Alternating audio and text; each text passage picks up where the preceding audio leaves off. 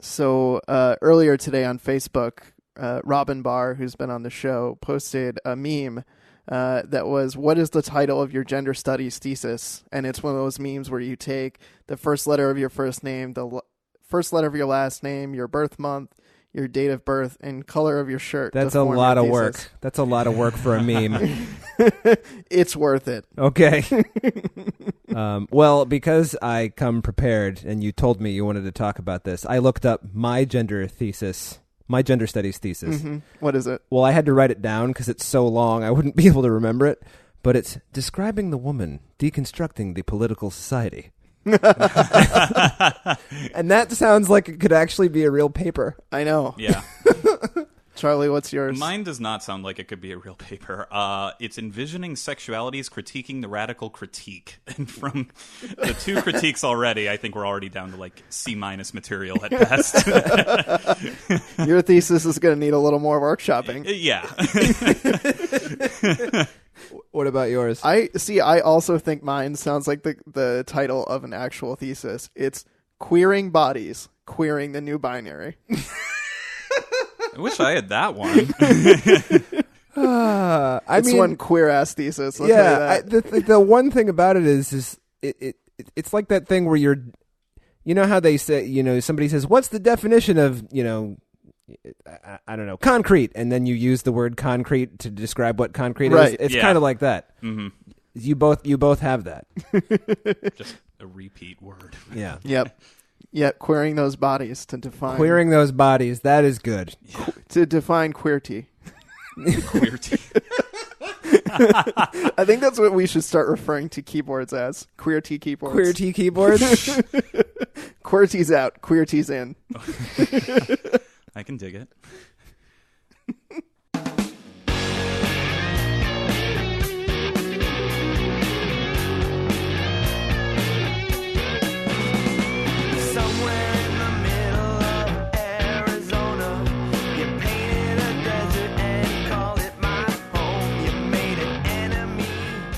Welcome to Spoiler Piece Theater, the podcast that doesn't give a shit about spoilers. We just want to talk about the movies. My name is Evan Crean. I'm editor for The Independent. I am co-chair of BAFCA, and I am co-author of your 80s movie guide to better living. My name is Dave Riedel. I write for Salt Lake City Weekly, Orlando Weekly, and I am also a member of the Boston Online Film Critics Association. Yeah. And joining us this week, because Kris is on his honeymoon, yeah, we have Charlie Nash. Hey guys, thanks again for having me on. Oh, thank you for being here. Yeah, I'm Charlie Nash. I'm also a member of the Boston Online Film Critic Association, and I'm a contributing writer for Edge Media and Atticus Review. And I've been on a few times, but never with you, Dave. Ah. So this is the first? Yeah. Really? Yeah. And last week I had never been on a show with Megan, and there it was. Ooh, very exciting. It's firsts all around. Yeah. All right. Well, let's see how this dynamic works out. Let's see, shall we? We've got some movies to talk about this week. We do. I mean, movies in the general sense. I don't know if any... There are a couple that may not qualify critically. Yeah. I mean, it's a weird week because there wasn't really anything coming out per se, so we kind of hit the streaming circuit. Right. Well, Rambo came out today, or did it? Tomorrow? There wasn't a press screening of it. There was not. There was not a press screening. The Downton Abbey movie is also coming out, but I didn't watch the show. So. I never saw the show, so I felt like I'm not going to not see 8 years of a show and then see this is not Twin Peaks Fire Walk with Me. That's all I'm saying. And sorry for anybody who listens who likes the show. I have no interest in seeing the movie. I tried watching the show. I watched several episodes of it, and I just had zero interest in it. I will say that a friend of mine wrote a movie which is called Around the Sun, and one of the stars of Downton Abbey is in it. So that's cool. Yeah, it's playing at the Sacramento Film Festival as we record this. So. Sweet. What if it has the plot of Sex in the City too, and they all go to Abu Dhabi? That would be pretty cool.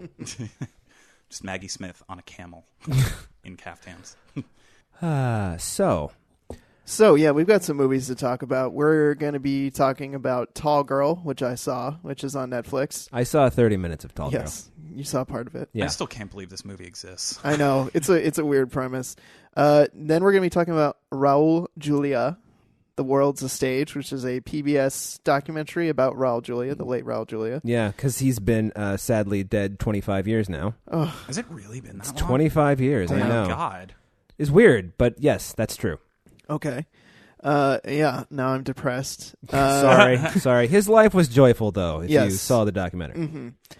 We're going to be talking about Her Smell, the Alex Ross Perry movie with Elisabeth Moss. I feel like that's a Leonard Skinner song. Don't they have a song called That Smell? Yes. Yeah. Ooh, that smell. Yeah. That's the one, right? All right, and then we're going to wrap up with Late Night, which is the movie that came out earlier this year with Emma Thompson, Mindy and Kaling. Mindy Kaling. And then a lot of like kind of semi-famous comedic actors, and then Dennis O'Hare, who's been in like every movie lately. Yeah, Dennis O'Hare and John Lithgow and John Lithgow's in it? Yes, he is. What's his name? Oh, what is his name? Yes. Well, we'll figure it Ike out. Barinholtz. Yes, he's in it too. Yeah. All right, so I guess we'll start with Tall Girl since I've seen that and you've seen part of it. I've seen up until the part where her sister almost throws a knife in her head when she's practicing knife throwing for beauty competition for being Miss Teen Louisiana. Yeah. What? I know, it's a strange. I mean, I'm watching this movie and I'm just like, I can't believe that this is a thing that anyone would put out, let alone Netflix. I can't imagine. It's not that the idea is bad. It's actually, I think, quite a good idea for a movie. It's just horribly executed. Yeah, and like when you grow up, there's always I guess girl, because they're like 14 or 15, who's like 5'10", and the rest of the girls are all like still 5'2", and she feels ugh. And this movie's kind of like that, except she's really tall. She's like 6'2", right? 6'1". 6'1". Yeah, she's like basketball player tall. Mm-hmm. So, A Tall Girl it's a high school rom-com. I'm putting the com in a big question mark. The com is definitely a question mark. It's definitely lacking, about a girl who is tall and is coming into her own and trying to accept the fact that she is tall and that she has things to offer, and in the world of dating, and she meets like an exchange student at school that she's interested in, and who's actually taller than she is. Yes. Oh. And she He's has Swedish, this of course. guy that's been pining for her since childhood. That's like her best friend, who's basically the Ducky of this movie. And did they get together? They do get together. I knew it. Mm-hmm. Yeah, that's boring. And so, and she has a wacky family. Her parents are Steve Zahn and Angela from The Office. Right. It's a weird pairing. And then she has like a beauty pageant sister. So it was like a short, older sister who's in beauty pageants. So, the contrast of having someone who is obsessed with their looks, and she's not frumpy, but she's just, she doesn't care about wearing, she just wears like sweats and jeans and stuff. She's not. Partly because she's just trying to blend into the background because people make fun of her height so much. Mm-hmm. How's the weather up there is one they use a lot in the movie. Obnoxiously. They use it a ton. And so, like, all right, I don't mean to be insensitive, but there's a lot worse things that people could be saying than how's the weather up there. Don't get me wrong. It's annoying as shit when people make the same joke. I, for 2 summers, worked at an amusement park running rides, and believe me, I heard plenty of am I tall enough to go on this ride jokes. Oh, my God. I got one for you. Yeah? I worked in retail for longer than I care to admit. And you would always, and this is when I was working in the Virgin Megastore in Union Square in New York. Mm-hmm. Okay. So you're working the cash register and somebody comes up and then they hand you 100. And because it's like when you could really counterfeit hundreds easily, you've got the marker that changes color if it's like fake. If it's phony. So you run it over the thing, and it's always a guy. Women never did this. It's always a guy in his early 40s, kind of like me, who would say, "Oh, I just printed those this morning." And I heard that so many times that after about I'd say 25th time I heard it, I would hand it back to them and be like, "Okay, I can't accept this," and then I just wouldn't take their money. Yeah, it made me so angry, just because it's like, of all the things you could say, I just keep your fucking mouth shut, dildo. Mm-hmm. Pardon me. It still makes me angry 20 years later. Wow. Yeah. I mean, how's the weather up there seems relatively innocuous compared to like what most kids could do or say. I know. That's if you're anywhere. In high school, you'd be saying way worse things than how's the weather up there. So the fact that it gets under her skin so much just feels silly. I mean, it's a good idea at its core. I mean, there's not really other movies out there that address Tallness. height and tallness from a female perspective in that, it's its own stumbling block, being taller than everybody your whole life and then feeling like you can't relate to other people because you're just tall and no one gets you and people don't find you sexually attractive because they're like, ew, gross, you're tall and like mannish. I feel like she's not particularly mannish. No, though. she's not. But like, there's this, stuff about like, oh, I have big hands and like this and that, and she's embarrassed about being good at piano because she has big hands, so she has to admit that like, that's why she's good at piano. I don't know. It was a really good idea, just really poorly executed. And yeah, you were saying earlier that the sound design is so awful. It's horrible, and it sounds so bad. And there's these weird like intercut scenes of music because they're in New Orleans, so they got to have like marching band. It's playing, really weird that girls dancing in the hallway. Well, the other thing about it being shot in New Orleans is they shoot some stuff like outside in New Orleans. So you're like, oh, they were at least right. in New Orleans for 4 or 5 shooting days. Mm-hmm. But like, why does this movie take place in New Orleans other than to say it took place in New Orleans? You know? Yeah, that's baffling. Is there any other type of bigotry going on in this school, or is everyone just obsessed with how tall she is? That's it. Yeah, as far as I can tell. And that's weird. Like, I'm and assuming people don't even have like Southern drawls or anything either in this, and you're like, what? Not even a bad Dennis Quaid and the Big Easy Southern drawl. No. Oh, look at this, Shaw. This is the Big Easy. We've got a different way of doing things down here.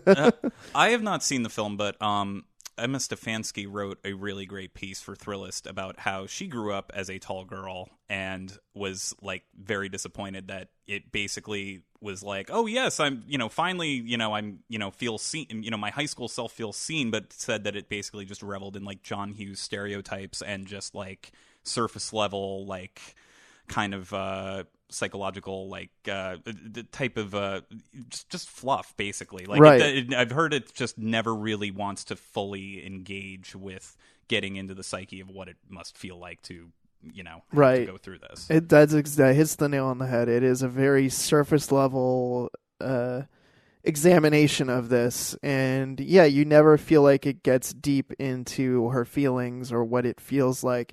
There's things that she says that she feels, but you don't really get that from it. It spends way too much time on, subplots and like the idea that her sister and her mom are beauty pageant people and them like making her over and taking her place, taking her to stores and trying on stuff so she has a makeover so she can date Stig, who's the Swedish exchange student that she likes. I wish that somebody called him Stig. I was waiting for that. Everybody pronounces his name correctly. I was like, come on, man. Let's at least, have him be like, no, not Stig. Right. But no. And then the whole thing is that like Stig at his school, like he's cool at this high school because he's an outsider, but at his school, he's the nerd. Yeah. So it's like, and then he's living with Griffin Gluck, who plays, the character's name is Jock Dunkelman. He's the nerdy. Wait, what? Yeah, he's Dunkelman. Yeah, and Steve calls him Dunks or something like that. Yeah, Dunkelman. Yeah, I know, it's the worst. They might as well just call him Ducky because he's supposed to be like Ducky. I didn't even think about that. It's so awful. I didn't even make the connection. Right. He's basically Ducky. He's pining for it, except he ends up with her at the end. It's like. Well, that is how Pretty in Pink ended originally, and they reshot it so that Andrew McCarthy. Like that's right.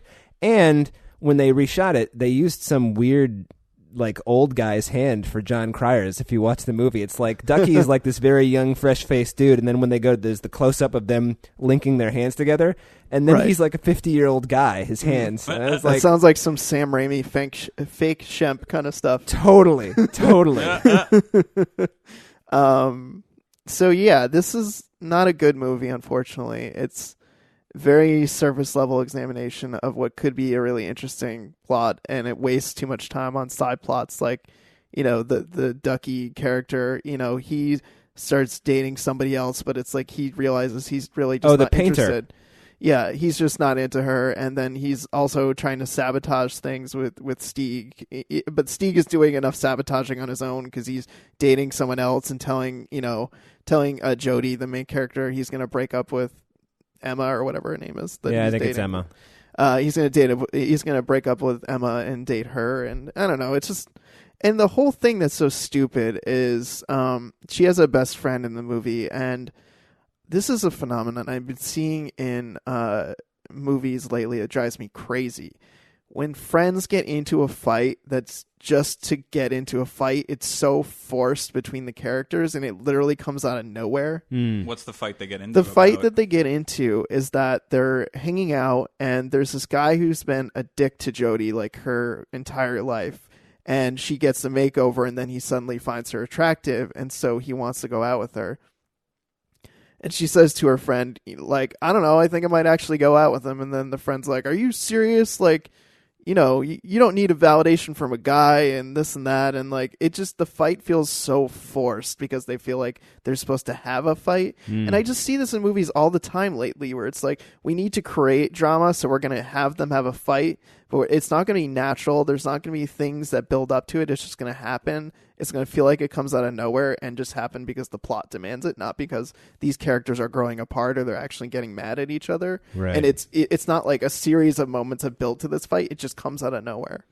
Well, I'll have to take your word for it because I stopped watching it after 30 minutes. Not because it was terrible, though it is, but because I just ran out of time.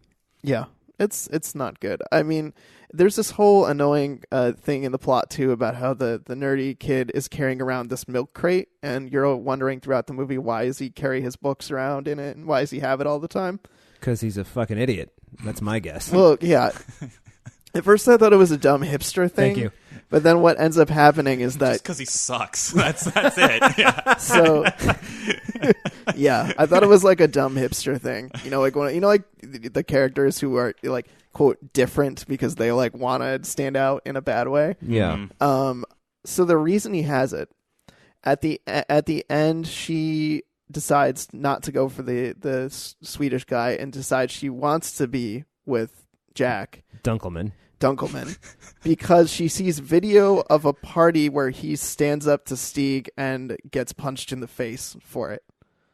She decides that him like standing up for her honor in front of everybody. Does he use the milk crate to stand on? Yeah, so he uses. She's like, "Why do you have this stupid milk crate?" And he's Just like, in case I need to get into a fight with a tall guy. No, he goes. The reason I've had this milk crate is because I knew I'd need it someday. So he puts it down and then stands on it and kisses her, and that's like the end of the movie. That's kind of creepy. Yeah, Yeah, it's really it's dumb. Like, there are two schools of thought about the boombox in Say Anything. There are people who think, oh, what a romantic gesture. And then there are people who are like, you fucking stalker. What the fuck?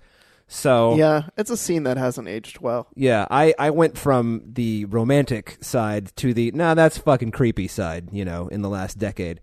So I'm going to go with milk crate. Creepy. Yeah. That's where I come down. Yeah, it's creepy. And it's just, I don't know. It's not a great movie. It could have been so much better. Yeah. They should have not made it. Yeah, probably Netflix not. makes too many movies. Yeah. There's a lot of movies Netflix shouldn't have made. Yeah. I feel like they should rein it in a little bit and maybe go for a little more quality over the quantity that they're pumping them out. Yeah, yeah.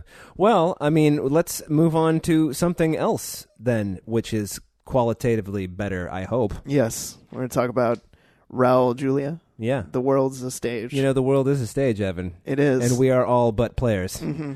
So, yes, I was hit repeatedly by the Shakespearean metaphor and framing device. Yes, it was, what do I want to say about this? RAÚL JULIÁ, a fine actor who, you kind of, you don't think about it much, but it's kind of like, what do I want to say?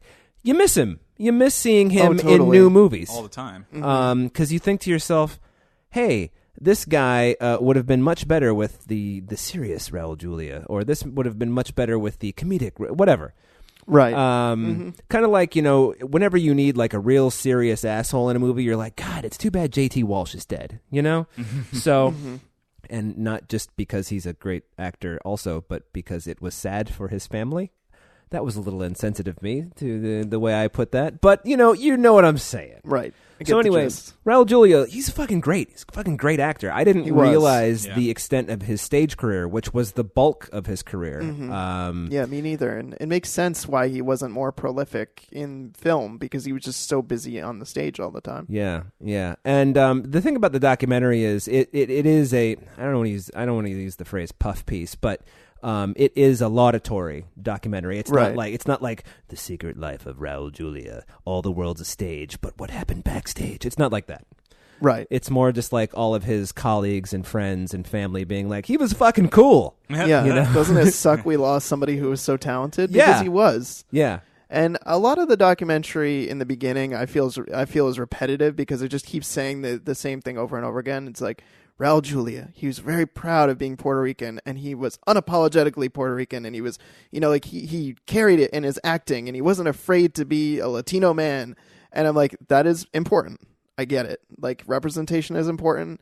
The idea that he was inspiring to so many actors, and this documentary has like all the major kind of Latino and Latina actors that are currently working, commenting on him as an inspirational figure. It's still strange that there aren't more. Yes. Yeah. But it's this kind of the same thing yeah. over and over again for a while until they start to delve more into the later parts of his life. Yeah. Yeah, it's interesting that that you mentioned representation is important because a friend of mine I saw on Instagram, he's from Puerto Rico, he's an actor, he went to the same high school as Raul Julia, and he said he remembered, he was in college when we were in college when Raul Julia died, and he said that one of his family members, attended the funeral, and it was like a national day of mourning.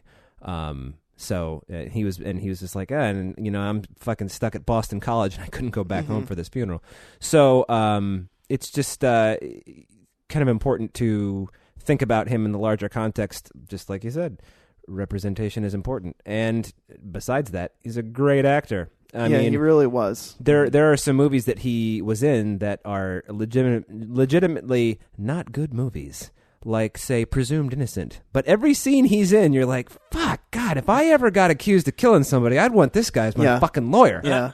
And the Addams Family movies. Which he's so good in those. He's terrific. I mean, yeah, I've seen a lot of his, what I would describe as lesser work. Yeah. Did you get around to watching Tequila Sunrise? No, I really want to. I haven't seen it either. Good. Because they talked about it in the documentary, and it sounds like something I would really enjoy. Yeah, it's got one of those endings where you're like, this movie was definitely supposed to end differently, but it still works. And the thing about it is, like, you've got 4 major fucking movie stars in this movie, and because the other 3 stars are Mel Gibson, creep, Kurt Russell, who we all still love, I guess, and Michelle Pfeiffer. When she had basically just become a movie star, it was right after Dangerous Liaisons, and and it's written and directed by Robert Towne, so it's got a twisty, turny plot, and there is a thing in it that I wonder if you will see coming when you guys get around to seeing it. Huh? All Interesting. right. It's not like Chinatown. It's not like the Chinatown surprise of My Sister, My Daughter. It's not like that where you're like, holy shit, I never would have seen that coming. But it is like, oh, no kidding. Things are falling into place now in a way that they were not before. But it still makes sense. Have you seen, I actually just watched, for the first time a couple months ago, Kiss of the Spider Woman, which hasn't necessarily aged all that well, in my opinion. And obviously that movie's more, William Hurt was kind of the big star who won an Oscar for that film. And yeah, watching a film in 2019 where a straight man plays a trans woman definitely doesn't age as well in this day and age. And there's some iffy stuff with that. But Raul Julia is the cellmate, and he's so good. I wish the film was just as focused on him as William Hurt's character, because and especially because that whole film deals with him being in prison for this big he's involved in this big riot in Puerto Rico, and the film never really goes into the specifics of that or his character, and it's much more into what William Hurt's going through. And William Hurt, for what the performance is, it's fine, but and William Hurt's a good actor, but I just kept getting so frustrated also because we no longer have Raul Julia, that the film just didn't keep shifting back to him, because he makes what is at first very homophobic or transphobic, bigoted man into someone who's insanely vulnerable and opens up a little bit himself, and he's tremendous, and it just made me miss him all the more just seeing that for the first time this year. Yeah. So the documentary, getting back to that, is it's just a good opportunity to see the kind of the breadth of his career and his place in popular culture. and to see every famous Latin actor or singer in the last 40 years, which, like I said, it's kind of strange that there aren't more, but also Isai Morales is aging very well. Yeah, for Yeah, sure. yeah. I was thinking that as I saw him. I was like, wow, he's always been a good-looking doing guy, good. but he is a good-looking older man, so hey, there you go. Do we have anything more to say about it? It's fun. It's quick. It's like 85 minutes long. It's got some really good clips of Raul Julia playing Shakespeare in the Park with Meryl Streep. With Meryl Streep. Oh, wow. I had no 70s. idea he was in a Shakespearean production with Meryl Streep. Yeah, they did. He did a lot of Shakespeare in his career. It's Taming of the Shrew. Right. Oh, okay. Yeah. So she's Kate. Yeah, Kate and Petruchio. Yeah. It's just, and you can see that, like, oh, this must have been a lot of fun, because just like the 5 or 6 minutes that you see, it's like, yeah, and she's great too. So why not have the two of them on? Like, why? Where's the VHS of that performance? Right. That's what I want to know. Yeah, I there's some things that I really dug about it. I like that it emphasizes how charismatic he was and how that was very critical to his success as a performer. Yeah. I liked that it talked a lot about his activism. Mm-hmm. Being involved in the fight to end world hunger and being very outspoken about that at a time when celebrities weren't really starting to get into, like, I have my cause and I'm like gonna go to the mat for it. I thought that was really impressive to me. And just seeing other parts of his career, like knowing that he was a really talented singer and that he came from a family where his mother was a singer and his father was an actor, and so he had performance in his blood, and so seeing what a versatile performer he was really great. Because, I mean, I knew it. I knew that he was very charismatic. I knew that he was versatile based on the film roles that I saw him in, but I didn't really realize how talented he was until I saw a lot of the theater clips. Yeah, for sure. You make a good point. I mean, watching him just do all the singing. Like, I had no idea that he was a singer, even though in Tequila Sunrise, there is a part where he's singing very well, just kind of out of nowhere. Right. And it's like, oh, wow, Raul Julia can sing. But I never put it together. Doesn't he sing and dance in the Addams Family movies, too? He definitely dances. Yeah, he dances. I don't remember. Yeah. I have not seen either of those movies. I saw both of those movies once when they came out. Oh, Addams Family Values in particular is just... I love that movie so much. Yeah. Never been a big fan of Barry Sonnenfeld's directing work, except for maybe Get Shorty. Another reason I don't love that movie in particular for his direction, but like the cast and the dialogue. And there's a scene where he goes to like a police station, and it's Birdcage. Why am I blanking on his name? Nathan Lane? Nathan Lane is the cop, and it's like his one scene, and he's just going on and on about how Joan Allen has like wrecked his life, and goes into this huge inner monologue that is just glorious and so over the top. So, yeah. I will try to remember to put that on the list. Maybe it'll be a Halloween movie this year. It would be, or a Thanksgiving movie, because I do put on the Thanksgiving play, too. That's right. Okay. Yeah. Wednesday gets her big revenge at summer camp. Oh, isn't a big plot point of one? I can't remember which one it is. When Wednesday like forces herself to smile, isn't that? Yeah, that's in the second one. And then it creeps everybody out. Yeah. That I remember that vaguely. Anyway, it's a good documentary. It's on PBS. Yeah, it's free. It's free on their website. Yeah, so. you just Google Raul Julia PBS, and it will be the first thing that pops up. Right. Hashtag Raul Julia PBS. That's right. It's all over the It's documentary. all over the documentary. Yeah. All right. So then, guys, tell me about her smell. Her smell. The smell of rock and roll. Or whatever. I don't know the Lynyrd Skynyrd lyrics. Sorry. Which is that smell, I guess. So, Charlie, do you want to take the lead on her smell? Sure. It's the latest film from Alex Ross Perry, who's done films like Listen Up Philip and Queen of Earth, and it stars Elisabeth Moss, who also starred in those previous two films. And it's this backstage drama of this rock star. It centers on this rock star who is in the throes of addiction and is just self-destructing, basically. And it's gotten to a point where it's just... Basically, her career is spiraling. Her behavior is costing her band, tour dates. Her friendships are dwindling. She's become extremely abusive. She has a daughter that she had out of a previous relationship with Dan Stevens, who she is not paying attention to at all. And it's basically split up into 5 extended sequences, and each of which kind of takes the story in a new tonal shift. And I guess the 5 sequences that all just kind of move the story forward while consistently throwing you, like pulling the rug out from underneath you in terms of like how it jumps through time and how it explores her deteriorating mental state, and how it feels a bit like it has the setup of, I'd say, like an older John Cassavetes film like Opening Night, which also deals with an alcoholic actress, in this case Jenna Rollins, and it has that kind of wait, a Cassavetes movie that stars Jenna Rollins? I know. That's the fucking craziest thing I've ever heard. And it also kind of feels a bit like a Woman Under the Influence, but it's much more watchable than A Woman Under the Influence. I'm sorry, I love Woman Under the Influence. I am not a Cassavetes person, except for Killing of a Chinese Bookie. That movie I'll watch anytime.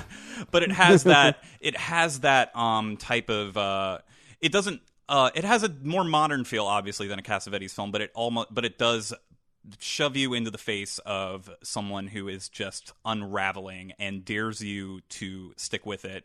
And in this case, she is an abusive, kind of horrible at first person. Yeah, she's something else. Yeah, and I found it to be an extremely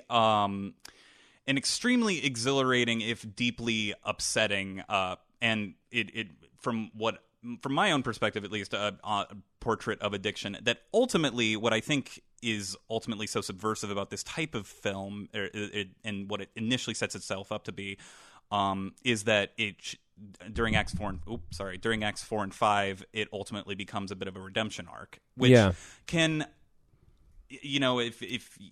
I hope I'm not making this out to be like making that seem like as if it's the most far-fetched thing imaginable, but it's also a shift in terms of Alex Ross Perry's work, in terms of like dealing with characters who wield words like weapons and just can't deal with their own emotions, and basically just destroy their lives to the utmost degree by the end of the film. Well, we should also mention that movies like Listen Up, Philip, although they are caustic, that's a comedy. Yeah. Whereas this is not. This is a fucking drama. Yeah. It almost feels like a horror film at times, because the camera work by Sean Price Williams. The camera work and also the score. Yeah. Oh, the score, which that's what I love about this one, and what I think is it makes it so interesting, is like, I loved Listen Up, Philip, and in particular I loved the script, and here I feel like Alex Ross Perry's using such overwhelming but intoxicating like aesthetics to get inside of her head, in terms of like the cameraman looks like he's had one too many drinks, and the score is this ambient thrumming that is very effective and creepy, but subtle at the same time. Subtle, it's never overpowering, and it's so clearly presenting her state of anxiety. Mm-hmm.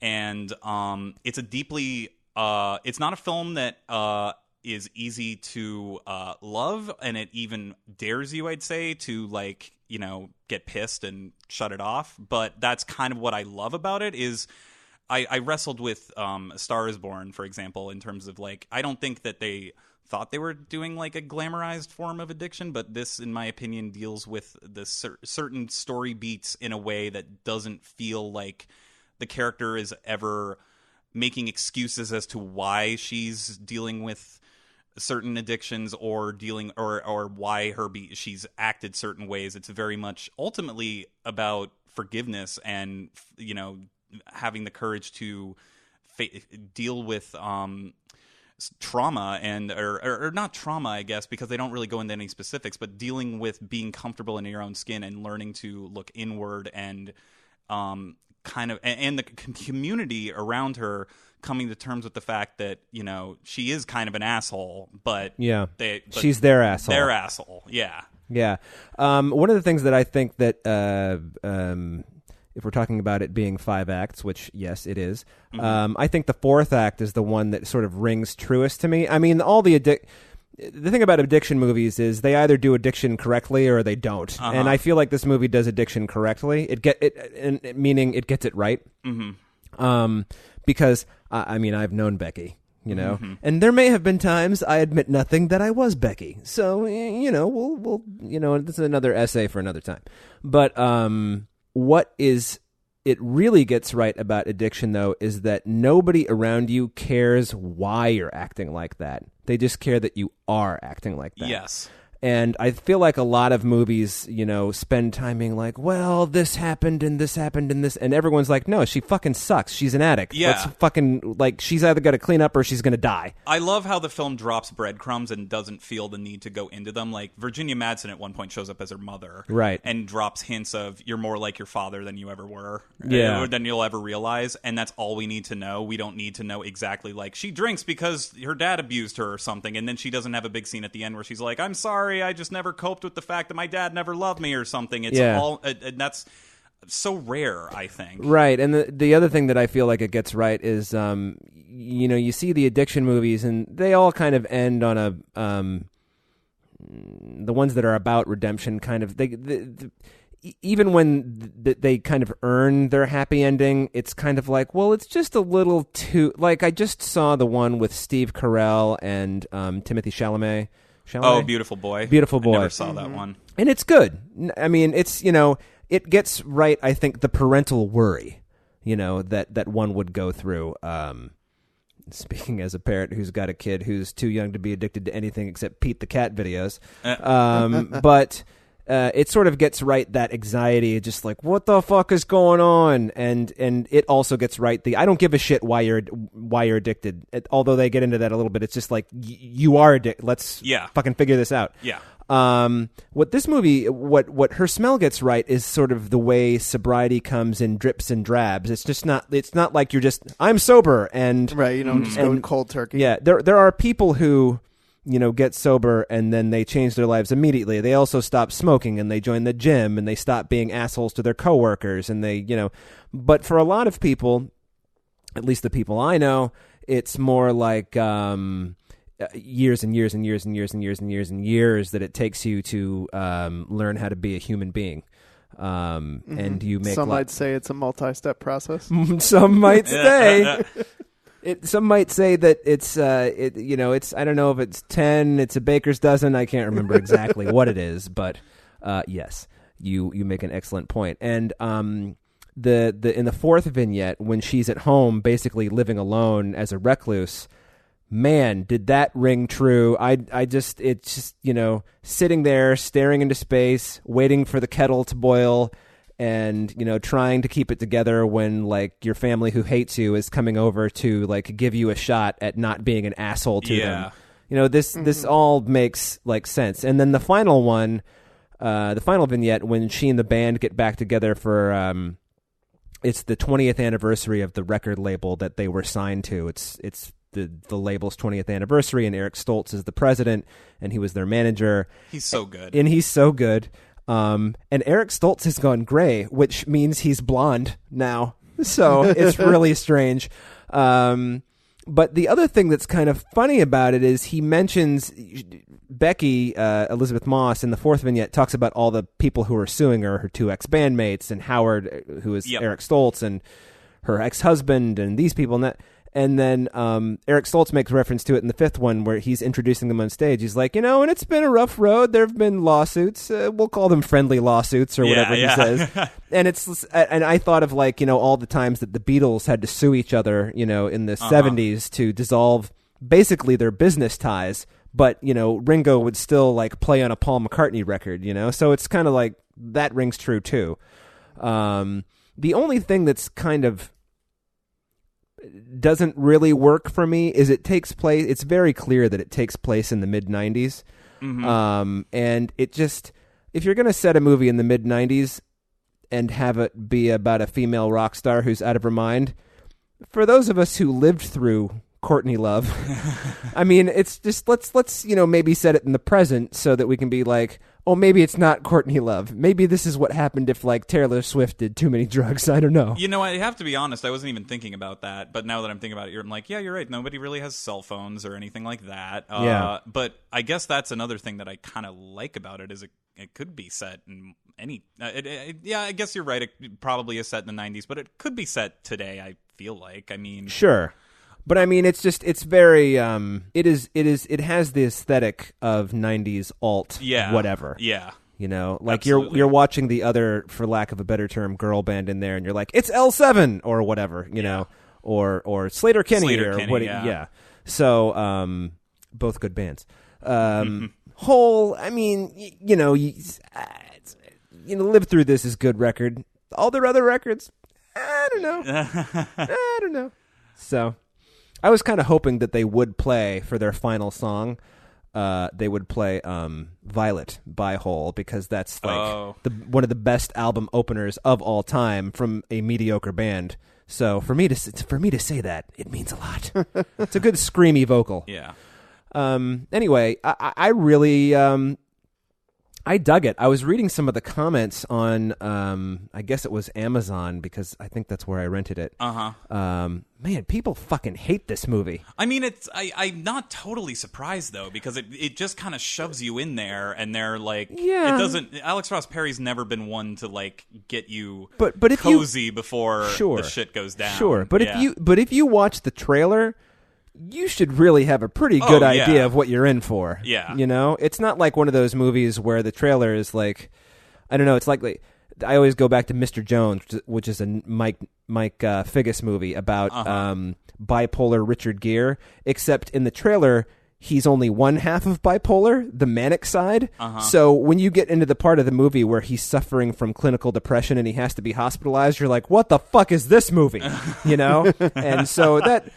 if you watch the Her Smell trailer, you don't get that feeling. That's all I'm saying. No. And going back to the fourth segment, it really does, like, it's as shocking to me as, like, everything that came in the third one, because all the what worked for me so well is, and that, like, is kind of heartbreaking, is, like, the score goes away, the camera settles down, and it's white as opposed to, like, the, you know, murky neons backstage and stuff like that. And then what I love about the fifth part, just watching it again, is, like, I think I even wrote in my review like that the score completely goes away, and I forgot that like when she's backstage again, the score kind of like comes back just very mildly. Well, there is that sort of red herring about whether or not she's going to start using again. Yeah, well, Eric Stoltz, I mean, it does have some darkly funny lines where Eric Stoltz like, oh, did she relapse? And everyone looks at him concerned, and he's like, I was kidding. Yeah. But, you know, and for those of you who want to know why it's called Her Smell, I took it to mean, you know, the smell of her daughter's hair, which is kind of how the movie ends, her hugging her daughter and saying, no, she says I'm done or I'm retired or something like that. Yeah, and it also opens with a neon sign that says Her Smell, goes back down, and then by the end of the movie ends exactly where at the location it began. But I think instead of it being green, it's like neon pink. Yeah, it's a different color. I don't remember what it is, but... But anyway, I mean, I don't think it's an Evan movie.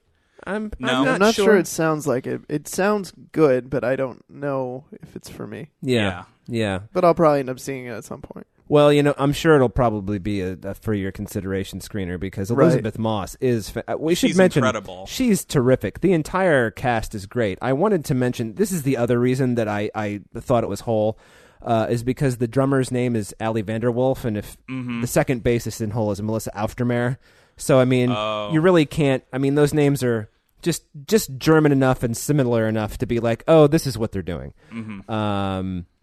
But everyone is really good in it. Agnes Dane, who was in, I don't know if you saw the Terrence Davies film Sunset Song. No. Completely different type. It's a period piece, and like, you know, I had no idea this was her. Until I was like, who is that? And then I IMDb'd it, and I was like, oh, holy shit. And I thought, you know, even in small roles, I like Amber Heard basically playing Katy Perry. I like Virginia Madsen as the mom. Where has she been? I love Virginia Madsen. So to see her playing Elisabeth Moss's mother is like, oh, it's nice to see you, Virginia Madsen, in a role that I would not have expected you in based on what I saw you in last week. So, being The Quickening, Highlander 2, The Quickening. Okay, well, there you go. That's Her Smell. Sweet. Ooh, Her Smell. Yeah.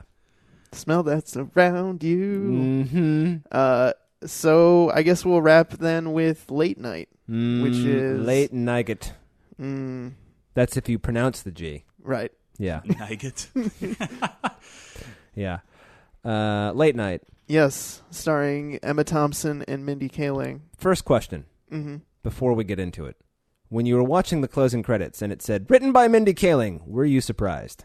No, Okay, not at all. neither was I. This definitely had her touch. I liked it. I liked Late Night. Did you really? I did. You know, I did too. Yeah. You weren't expecting that, were you? I wasn't sure where you were going to land on Late Night. I mean, wasn't sure if you were going to find it obnoxious or not. You know, no, I wouldn't call it obnoxious. I mean, Yeah. it's I think it's interesting because interesting's a bad word. Interesting's a lazy word. I apologize, everybody. Mm-hmm. It's a movie about how difficult it is to be a woman in any industry, Right. I guess. But in this, it's set in, late night television. Right. And also to how difficult it is to be a woman of color. The things that make it more Mindy Kaling than not Mindy Kaling are that her character is also a dork and Right. also has no friends. And it's just like, can we move away from that part of the Mindy Kaling persona? Because I used to really, really, really dislike her just because she irritated the fuck out of me because she just did. Well, yeah. I mean, I feel like she kind of. Well, she kind of cultivated that, I think, right, on in purpose. In the office, On The Office, playing for such sure. an obnoxious, airheaded character. And so, I'm kind of on the fence about Mindy Kaling now. I read her book. Her book was kind of fun, So, but the movie's all right. Yeah. I mean, it's got some points to make about, like we said. I mean, this is kind of weird being three white dudes talking about this movie, Right. but you haven't seen it, Charlie. So two white dudes. I really liked it. I think if you can accuse it of anything, it's maybe a little. It's a little cute. It's a little light. And it's a little lighthearted. Yeah. Maybe more so than it deserves to be in certain scenes. I feel like it could really take some of its characters to task more for some of their sexist opinions and thoughts. Right. I like that it's not preachy. It doesn't have these big scenes where people are giving speeches about, how wrong everybody in the room is. And there are definitely points where they could have that scene because everyone there are definitely opportunities for it. Everyone is just very sexist and kind of shitty. I mean, she plays someone who she works at a chemical plant. This is Mindy Kaling. Mindy Kaling, and she gets a job working on this late night show run by Emma Thompson. She literally is a quote unquote diversity hire because Emma Thompson, and I don't understand how this person doesn't exist in real life. That there's she's this woman who's had this long run in late night, like a 30-year run in late night. And her show's been on the decline, and she's basically about to get the axe. And she's like, I need to shake things up, so I need a woman on my staff because it's all men. Yeah, well, she's kind of Letterman in a way. Yeah. She's not as caustic as Letterman, right. But she's. I just saw his persona in hers, in Emma Thompson's. Right. Albeit English and female. Right, but I'm shocked that we don't have a woman who's been a long-running late-night host. Well, what are you shocked? I mean, everybody's a misogynist, and Right. I'm being sincere when I say that. No, I mean, I think that they should.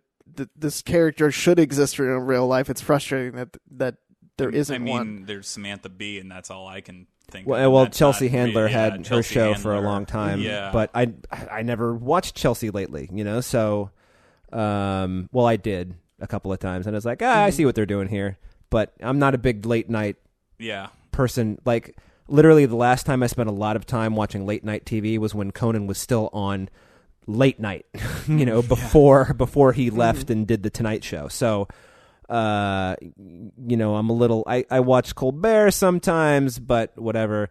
And the font, by the way, of her show is very Stephen Colbert. I don't know if you noticed that.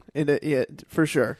But the other reason I was thinking of Letterman is when when Emma Thompson has her big speech about, oh, yes, I did have this affair at the end, which Letterman did on his show. Right. And when you think about it, when you think about hers compared to his is just so more real and one, because he's a real person, but two, because it's the only thing it's about. Whereas she wraps up, because the screenplay demands it and the movie is coming to an end, a whole bunch of other things in it, and it kind of takes away from the seriousness of this one thing. Mm-hmm. And it treats a lot of her relationship with her husband. They just kind of throw in there, she had this affair with one of the writers. Okay, fine. But then they just throw in that note that John Lithgow had another family before hers that he left. Right, to be with her. And it's like, well, that's kind of a pretty big, thing, don't you think? Yeah, I don't because know. they're treated as this long married couple that's pretty much, they've just been an item forever. You know, it's like you think of the two of them together almost as like a power couple. Yeah, like he's a famous musician and like playwright, I guess. I don't know. I can't remember whether he's a playwright, but he is a musician. But he's in the early stages of Parkinson's, so he has the tremors and he can't really play anymore. You know, he's kind of off to the side and he stays away kind of from the spotlight because he's embarrassed about what's happening to him and his kind of physical deterioration. But yeah, I did think it was interesting they kind of threw that in there. I mean, it's a good story. I enjoyed the movie quite a bit. I did too, yeah. It's funny, but it's not like uproarious. I think I like them. I like the overall arc of it. You know, her coming on as this quote unquote diversity hire and showing everybody, including Emma Thompson, who doesn't believe in her at first, that she is smart enough and good enough to be there, and she's willing to put the work in, which she does. You know, she stays late watching old clips of Emma Thompson and like getting to know her comedic style and analyzing what makes her so great as a comedian. And so she ends up coming up with these ideas for her monologues, and she helps shift the show in a new direction by leveraging the things that make her great, which is her unique perspective as a woman in late night and her opinions about politics and other subjects, and that really drives things forward. And like one of the funny segments they come up with is White Savior, yeah. Catherine Newberry, White Savior. And so it's like she makes a joke about it, and then they turn it into a segment where she's helping people who quote unquote need help, but not necessarily that much help. So it's like these two guys she meets in the street and like, oh, well, I have trouble hailing a cab. And she's like, all right, I'm hailing a cab for you. And they're like, wait, I don't need it. And she's like, get in there. I hailed it for you. He's like, I don't need a cab right now. Right. She's like, it's already done. Get in. The bit doesn't work unless you get in the cab or something like that. Yeah. And that is really funny. So there's some genuinely funny moments. And it also has, in a lot of movies about comedy, the comedy isn't very funny. And I feel like this movie suffers from a little of that. Like, some of the bits are supposed to be not funny because it's supposed to show her show being kind of out of touch with what's current and this and that. Including her writers, who are all men. And the funny thing is that she doesn't know any of their names. So when she realizes... she numbers them all. She numbers them because she comes in and she's like, okay, we got to straighten this out. And most of the writers are like, we never even met her. Like, we don't ever see her or talk to her or anything. We just write these ideas and they go to her. And so she comes in and she's like, 1, 2, 3, 4, 5, 6, 7, 8, 9. And then she's asking for one of the writers and doesn't know that he died. Yeah. Yeah. But then later it becomes like kind of one of those things where she says, how did he die? I don't remember his name. John something or other. other. How did he die? And one of the guys says he had non-Hodgkin's lymphoma. And she just kind of dissolves into tears. And she's like, oh, my God, I treated him so horribly. Yeah, I was such a jerk to him. And, you know, and you kind of get the feeling that they must have not been close, but they must have had a decent working relationship that she kind of fucked up somehow because that's why she's like, I feel so awful. I didn't even know he's dead. The other thing is she knows one writer. She remembers that Vinny from Doogie Howser is one of the writers. She knows him by name just because he's been on the show. The show's been on the air 28 years, and he's been a writer there 27. Yeah. So, Bird It. Bird It. That's right. And it's Vinny Del Pino in old man with mustache mode. What Max Casella, for Christ's Max sake? Casella. Why can't I remember his name? He's really developed into a good character actor. It's kind of funny. Mm-hmm. He plays it in a very understated kind of way, and he's the one that's first. He has to share an office with Mindy Kaling, and his thing is that she comes in, there's literally nothing in the office, and she's like, how come you don't have anything up? He's like, I don't know, I don't want to get too comfortable here, I might get fired. Like he's been there for 30 years and he doesn't have anything on the wall. And then there's like a part where she pushes Emma Thompson too hard, and Emma Thompson gets angry and just fires her. And so she's cleaning up the stuff from her office, and she's got like the motivational poster on the corkboard, and he's like, can you actually leave that? I like having that there. And it's a cute moment. Yeah. And so once the guys kind of get over themselves and see how smart and talented and hardworking she is, they all kind of become friends with her and start working with her. And really the kind of last stumbling block is Reed Scott, who he plays a character who's kind of like he writes the monologues, and he kind of inherited the role from his dad, so he's kind of like a one of those legacy hire. Yeah, a legacy hire, and so he is just very full of himself and thinking, oh, who's this new person? Why is she now working on the monologues too? And they kind of develop their relationship in a little bit of an understated way. Like, they get into a couple arguments, and then later, after she gets fired, he goes to kind of cheer her up, and he's still being a little bit of a dick. And then they kind of, toward the end, she gets rehired by Emma Thompson, who's like, okay, I want you to be my showrunner, essentially. And she's like, I'll only do it if you make the entire place more diverse. So it's like, it cuts to the new place, and now it's like everyone working there is a more like a person of color, or somebody who's like the total opposite of who it was, working there before. Now, I haven't seen this movie, but I work at a theater that showed it for a while, and I actually did have a friend who said that ending pissed her off because it felt like tokenism. So I was wondering what you two thought. Well, I don't really have. I can't say anything because I haven't seen it, but I just heard that criticism. I would say it's so diverse that it's almost it almost can't be real, Yeah, it feels a little. We like to use the term pat. It feels a little pat. That's the good word. A little neat, a little too tidy, but at the same time, I mean, we think about a lot of movements that are happening right now in Hollywood where, you have women who are directing and producing, and they say, you know what, I'm going to put a stake in the ground, and I want to have only women on this shoot. Yeah. I want to have, women acting in this. I want to have women crew. Like, yeah. I mean, like, to me, it's not all that different from that. It's just, it feels maybe a little bit like tokenism when you look at it on the surface, but I think that the idea is right because you have to make drastic changes to really, shift the dynamics. So that's how I looked at it when I saw it. Yeah, and you've also, if you're going to defend it, you also have to be ahead of the curve, right? So if you're going to have a more diverse workplace, then and if that's what you want, then you have to be the one, if you're Emma Thompson in this case, you have to be the one who pulls the trigger and says, no, this is what we're doing. It'll be half and half, men and women, and then, everybody will be everybody. Right, and it's not like none of the writers that were there before stay, because there's still a few of the old kind of crew working there, and that's kind of where Reed Scott is still working on the monologues, except him and Mindy Kaling are working on it together as a team. And it's clear without them saying explicitly, but they're together. Right. There's a moment where they walk Emma Thompson to the stage, and they go to their area where they've got the papers and stuff, and he just leans in and kisses her on the shoulder, and that's like how you know that, like, okay, they're together now. They're a team in more than one way. Yeah. Mm-hmm. Yes, that's right. Mm-hmm. I'm going to resist making team jokes. Mm-hmm. I have several in my head right now.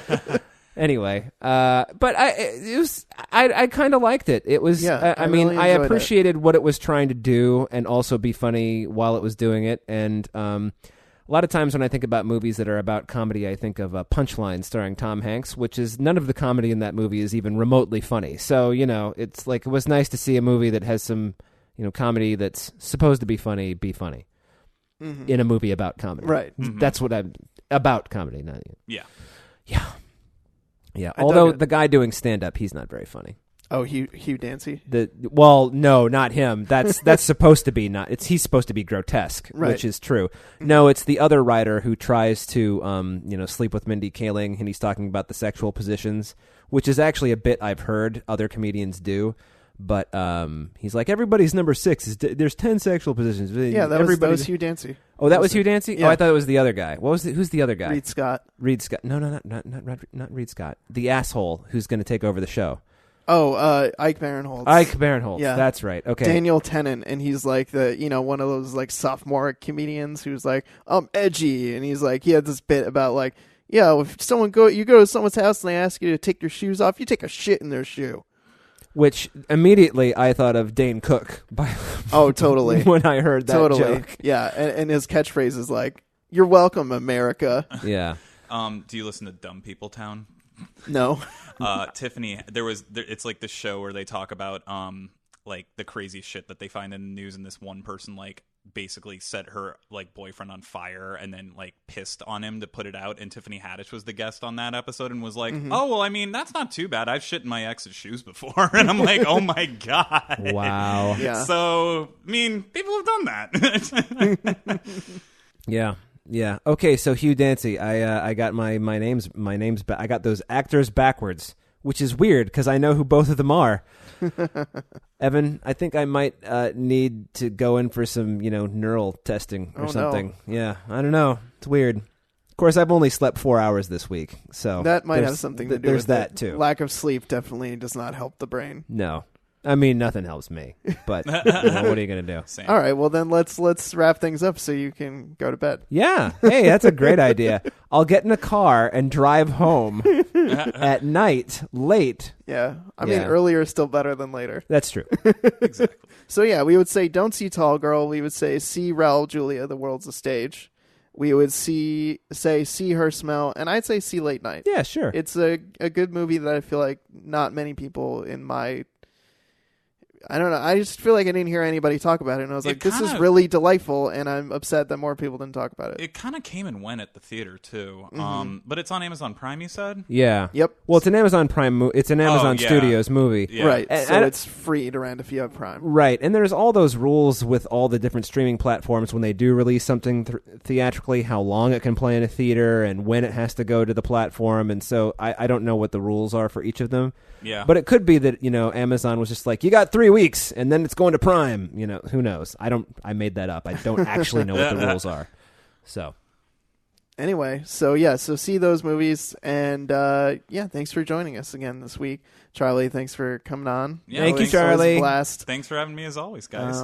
And you can find the show anywhere you get your podcasts. You can also find us at our website. We're at spoilerpiece.com. You can send us an email. We're spoilerpiece@gmail.com. You can find us on Facebook. We're Spoilerpiece Theater. We're at Spoilerpiece on Twitter. We are at Spoilerpiece on Instagram when we decide to update that.